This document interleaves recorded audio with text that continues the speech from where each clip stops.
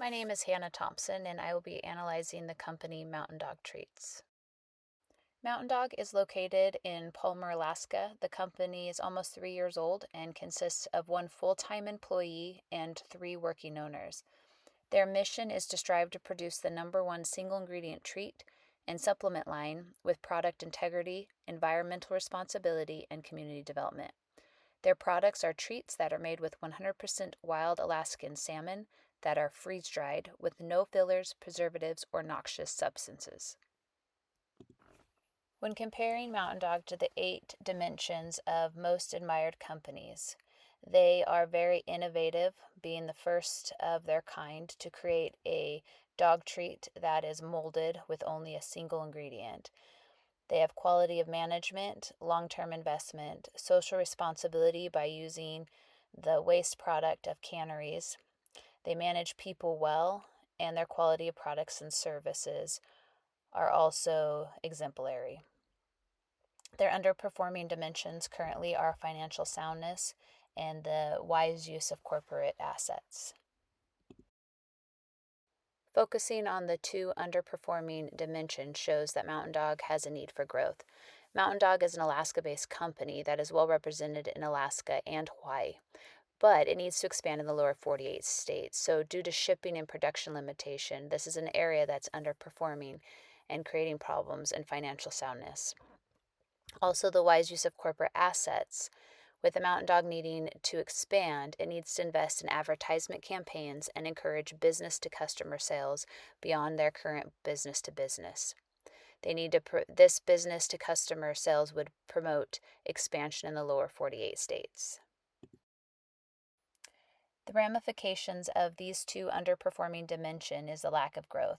Without an expanded market, Mountain Dog will not be able to provide for all of its owners and any additional employees needed to expand production. The future success of the company is hinged on growth. Before implementing change in an organization, it's important to first understand the structure of the organization. Mountain Dog is a young company that needs to be agile and move quickly, so its current design is organic. Within its structure and its division of labor, Mountain Dog's employee is highly specialized in production of dog treats. There are 3 owners that have titles: CEO, CFO, and COO. They are all expected to fill in the gaps in whatever capacity is needed, as in sales, shipping, production, and so on. The span of control currently is that the production employee is tasked with training and overseeing any new employee or day laborers. This includes 1 to 4 laborers. The hierarchy of the organizational structure is that the employee will answer to the COO. The CEO and CFO answer to the CEO. The CFO is a virtual position, so in any given day, 2 to 3 people are in the office. So since there is such a small size of the company, operating decisions are made with the available management. Formalization: the company does have written formal procedures for production and cleaning, since the product is raw and also for consumption. Those procedures are extremely important. However, in regards to communication and rules, there's flexibility. Centralization has changed over the past 3 years to decentralizing power for the one employee. This is for preparation of promoting the employee to a managerial position when future employees are hired. It's important to understand the culture of a company before beginning to make changes. Mountain Dog does demonstrate a conscious culture by valuing and showing appreciation to their employees. Currently, their employee can have a flexible schedule where they determine the hours and weekdays they work as long as their tasks are completed. This works well because currently there is 1 employee with periodic day laborers. The employees has and shown initiative beyond manufacturing, like creating processes that optimize procedures and personally increases brand awareness. So they've been promoted to managerial positions and taken on more responsibility. This is also in preparation for growth and has put them as the overseer of laborers. Mountain Dog management seeks the employees' opinions on decisions and growth endeavors. The culture has created loyalty and an enjoyable work environment. Now that we have a better understanding of Mountain Dog's structure and culture, we can dig back into the needed change using Cotter's 8-step change model. Mountain Dog needs to focus on growth to expand its reach outside of Alaska and Hawaii. Currently, its bulk sells as business to business. They just started a relationship with Speedway gas stations and are looking to expand that market into truck stops. Another place they need to expand is direct business to consumers. This will improve brand recognition to the lower 48 states and has been done successfully by a lot of other companies with subscription models. They did attempt this approach once before, but not all owners were committed to the idea, causing it to ultimately fail. To be successful at another attempt, it will be important to follow Cotter's 8-step change model. Diving into each of Cotter's 8 steps, Mountain Dog will need to start at the create stage, where they will inspire others to see the urgency of the change. And this will be just as important for lower management as in higher management. Then they will need to build all employees and owners team to accomplish the goal of increasing B2C sales. Next, they will move together as a team into forming a vision, and that will require buy-in from every person. An example would be to get 25% more sales in the next quarter. Once they have their vision, then they will need to enlist unity of the group by giving them each a piece of that goal or vision. So, for example, each member would be responsible for a certain percentage of the 25%. Next, they will need to be enabled.